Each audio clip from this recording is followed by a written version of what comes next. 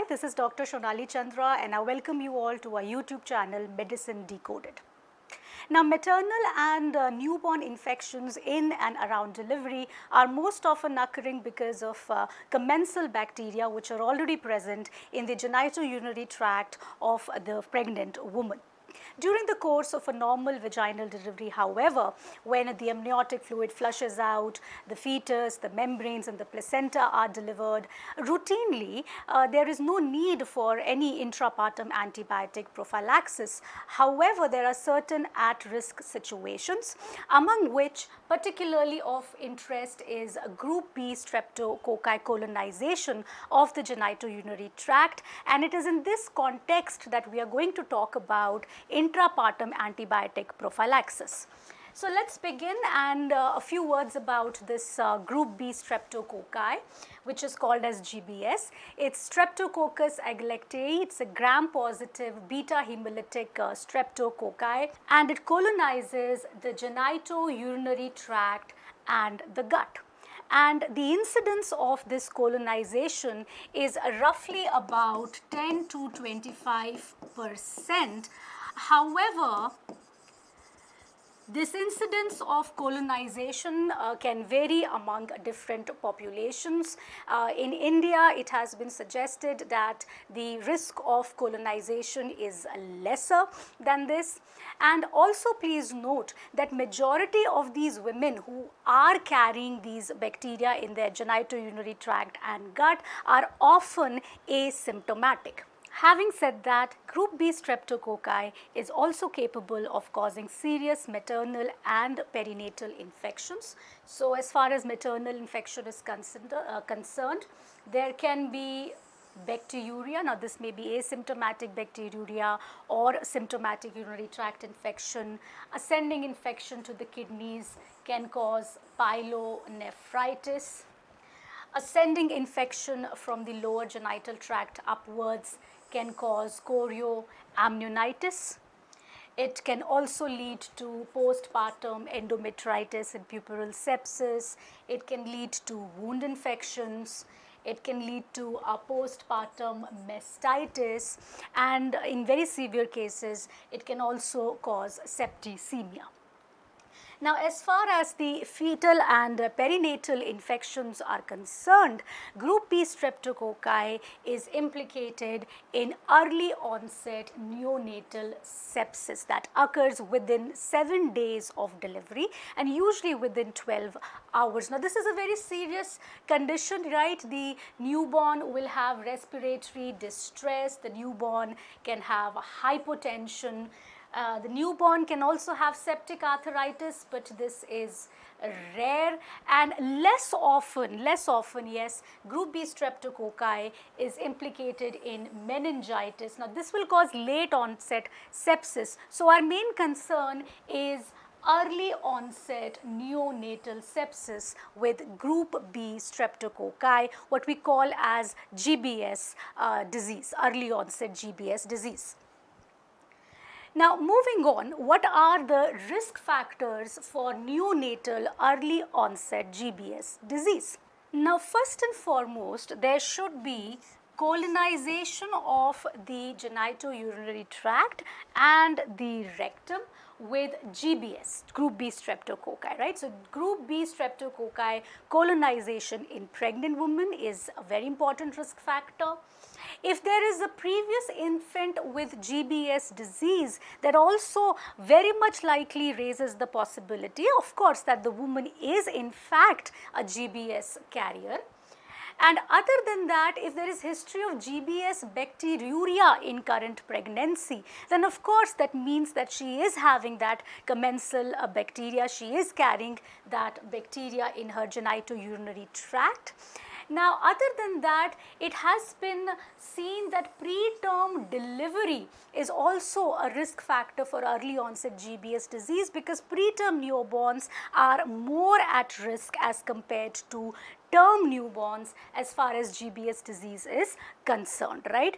Now, also remember that the ascent of infection upwards into the genital tract is favored in the setting of labor. It is favored in the setting of ruptured membranes, and of course it will be favored when the duration of ruptured membranes or leaking is longer, right? So another risk factor is pre-labor, preterm rupture of membranes.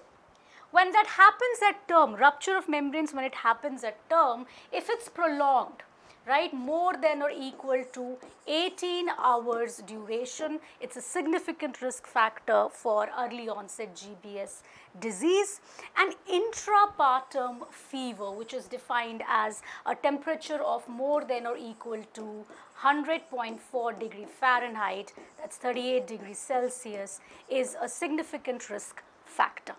So when we're talking about intrapartum antibiotic prophylaxis, we're talking about all these at-risk situations. We want to avoid maternal infection, and we also want to prevent this early onset GBS disease in the newborn, right? There are various strategies for this depending on which guidelines you are referring to, whether it's the American College Guidelines or Royal College Guidelines. But one thing that is common is that it applies to GBS carrier mothers and those who have risk factors present when they present for labor and delivery, right? And the common thing about this strategy is that maternal intrapartum antibiotic prophylaxis, which we call as IAP, is given to such patients during the entire course of labor, first of all, except when, maybe an elective cesarean section or a planned cesarean section is done before the onset of labor and before the rupture of membranes. Now moving on, let's talk about what are the various regimes or antibiotics which are used in IAP. Now, the Royal College and the American College, they both agree that benzyl penicillin is the drug of choice for intrapartum antibiotic prophylaxis for GBS. The acceptable alternatives differ in the two guidelines. Basically, the difference in the use of antibiotics or which antibiotics to use will also depend upon the prevalence of group B streptococci, the prevalence of colonization, and the inherent antibiotic susceptibility of the microbe. So yes, ampicillin is an acceptable alternative as recommended by ACOG. Amoxicillin is an acceptable alternative as mentioned by the RCOG guidelines. And if there is history of penicillin allergy, right, and it's a low risk type of allergy, that means that there is no history of anaphylaxis, then cephalosporins like cefazolin or cefuroxime are acceptable alternatives. And if there is a high risk type of allergy, there's a history of anaphylaxis or serious reactions to penicillin, then the acceptable alternative is vancomycin. Now I also want to point out that in India we are using ampicillin as the first line antibiotic for intrapartum antibiotic prophylaxis. Now also moving on, the next question that arises is that how do we find these GBS carrier pregnant women? And we should also be aware of the risk factors that I highlighted in front of you. Now when you talk about screening for GBS carrier mothers, what are the screening methodologies that one can use? First of all, we have to take a rectovaginal swab, okay, and the swab is taken from the lower part of the rectum, and the swab is supposed to be taken from the lower part of the vagina, that's the lower 1/3 of the vagina just above the introitus, and also from the anorectal region, and then it is subjected to culture. So culture-based screening is the recommended screening, right? And the advantage is that it also allows for antimicrobial susceptibility testing if it is required. Now, if you compare it with a gram staining methodology, then gram staining has a low sensitivity and it also has a low positive predictive value as well, so it's not preferred. And we also have now a PCR based nucleic acid amplification tests, point of care tests, which give rapid results. However, they have not been found to be cost effective for routine screening purposes, right? Now, moving on, the strategy that the American College recommends is universal screening. Universal screening, that they screening all pregnant women for GBS colonization at 36 to 38 weeks of gestation, right? Now, then the results are available at the time when the woman comes in labor. If she is found to be colonized, right, if she is found to be a GBS carrier, intrapartum antibiotic prophylaxis is given, otherwise it is not given. Now, if there is a situation where this screening has not been performed and a woman happens to come into labor without getting screened, then the recommendation is that if the risk factors are present, then the antibiotic prophylaxis should be given. So, if there has been no screening, right, for example, she did not get herself screened or the screening could not be performed, or she happens to go into labor before this 36 weeks, then if these risk factors that I mentioned earlier are present, then intrapartum antibiotic prophylaxis is given. Right? That is why the American College also recommends that women who come with threatened preterm labor or women who come with pre-labor rupture of membranes should undergo GBS screening also, if not done earlier in the pregnancy. Now, moving on, it is pretty evident that this methodology of universal screening may not be a very good idea or acceptable in low resource settings, right, or in settings where the healthcare facilities are not up to the mark, or where the antenatal care regimen is not that adequate, right, and where cost limitations can also affect the use of culture-based screening in all pregnant women. So, we have another strategy which is the UK guidelines, and these are also much more adaptable to lower resource settings and also in India as well, where routine GBS screening is not being practiced for all pregnant women, and even the Royal College now recommends against the use of routine or universal GBS screening in all pregnant women. Now, the justification that they give for this is that even though a woman may be a carrier, few newborns are actually going to get infected, right. So, with carrier mothers, the risk of early onset GBS disease is about 1 to 2%. Other than that, the accuracy of screening is limited. Okay, so you can have false negative results on screening as well if you follow routine screening. And it was also seen that 50% of newborns who indeed had early onset GBS disease were born to women with negative GBS colonization results. And another justification that they give is that the virus is not shed from the genitourinary and the gut, genitourinary tract and the gut all the time. So, the shedding of the virus is intermittent, leading to all the more reason to suspect that you could get falsely negative results as well. And majority of the neonates with GBS disease are actually born premature. So, preterm delivery, yes, is indeed a very significant risk factor for early onset GBS disease. And now there is also concern of overuse, rampant use of antibiotics which is promoting antimicrobial resistance. So we have to keep that under consideration as well. And I also told you that the drug of choice that these guidelines mentions is penicillin. And then there is also this concern regarding the rampant use of antibiotics, particularly the risk of anaphylaxis, and this can be a serious issue in low resource settings if everybody intends to use penicillin G during labor.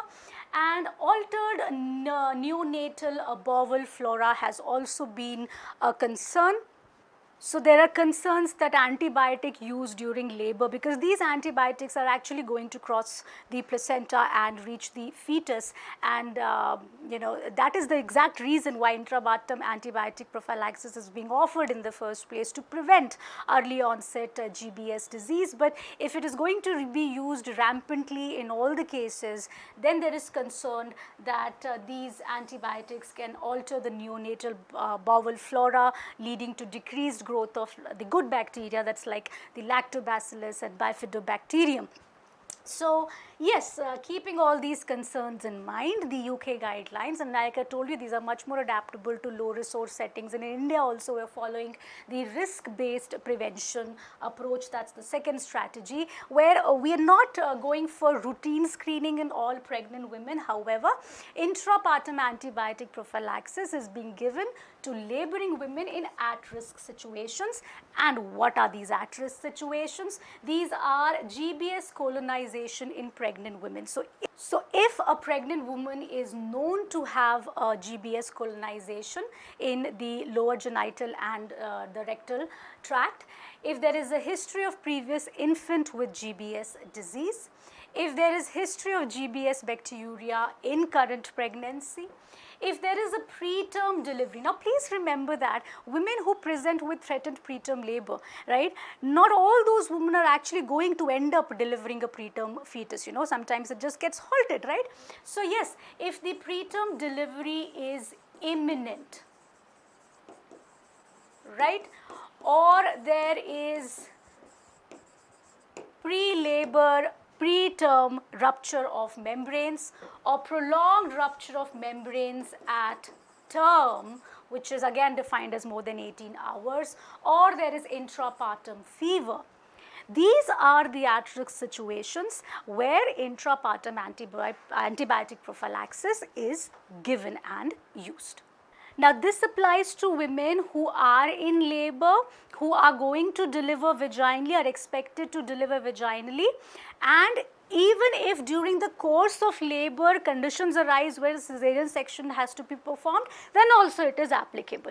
In one circumstance that it is not applicable is when we have a planned cesarean section, an elective cesarean section before the onset of labor with intact membranes. In this situation, you don't need to give any intrapartum antibiotic prophylaxis for GBS per se. You just need to give the antibiotics that you give for cesarean section. Now moving on, let us summarize the use of intrapartum antibiotic prophylaxis, and summarize in the sense that we don't want to get confused by the different international guidelines, and we want to see how we can work around these guidelines and adapt themselves to our circumstances, right. So GBS bacteriuria, if there is a history of GBS bacteriuria in current pregnancy. So we know that we screen all pregnant women for asymptomatic bacteriuria during pregnancy, right. So if we happen to find asymptomatic bacteriuria, right, during pregnancy while screening, and it is GBS, group B streptococci there, or of course if it's UTI, right, nonetheless, you have to treat it at that point in time when you diagnose it during pregnancy, that we know. Right. Now, when this woman goes into labor, now irrespective of whether you have given this treatment or not earlier on in pregnancy, if there is a history of GBS bacteriuria in pregnancy, right, you have to give intrapartum antibiotic prophylaxis during labor. Now let's have a look at the second situation. If there is a history of previous infant with known GBS disease, then of course you have to offer intrapartum antibiotic prophylaxis in this pregnancy also. Now, that is certain, okay. Now let's say, for example, there is a history of colonization. Okay, there's a history of GBS colonization in previous pregnancy, but the newborn is not infected, right? Then what needs to be done? Okay. Now in that situation, it will be a good idea to screen for GBS during pregnancy, during the current pregnancy, right, somewhere between 35 to 37 weeks. Now this is recommended by the UK guidelines by the RCOG, so it will be a good idea to offer screening in this circumstance, right. Now many women may not choose the screening, may not get it done for whatever reasons, right, or maybe the screening is unavailable to you and you've not been able to screen. So if there is no screening done for whatever reason, then you have to give intrapartum antibiotic prophylaxis in current pregnancy.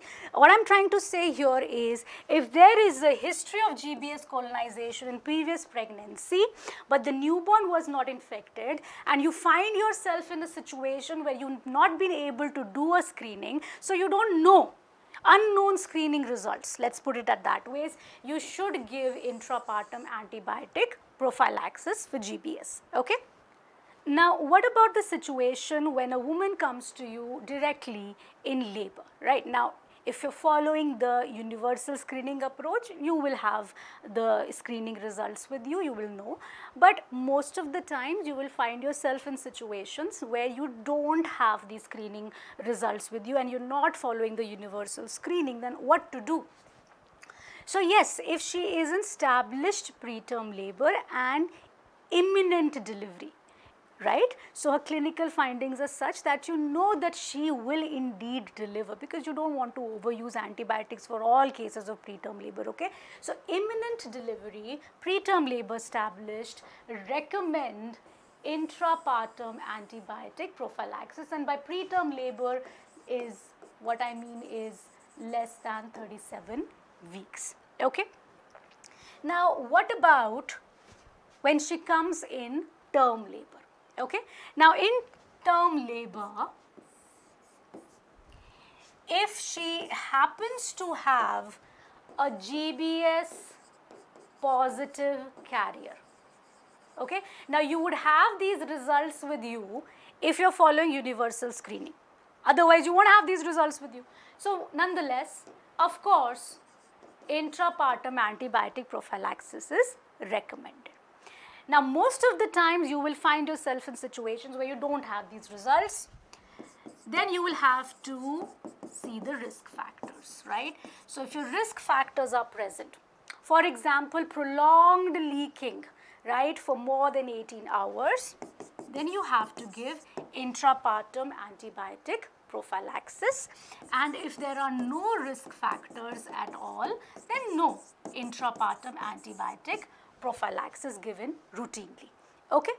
And one thing that I want to point out here itself, if a woman is in labor and she has intrapartum fever, or she has signs and symptoms suggestive of chorioamnionitis, then the recommendation is that you should give broad spectrum antibiotics, okay.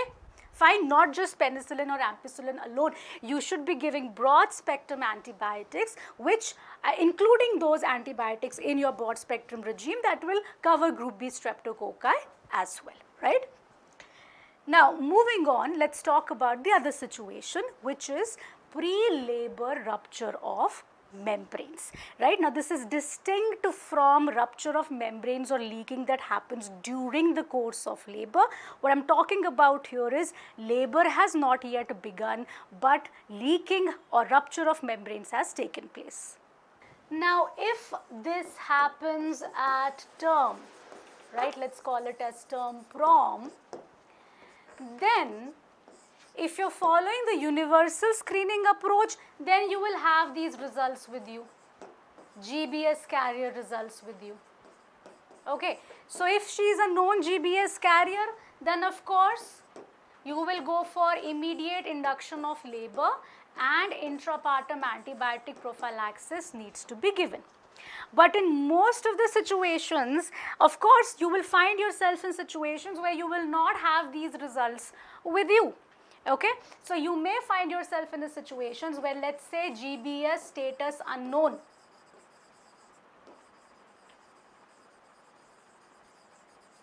Okay, then what do we do?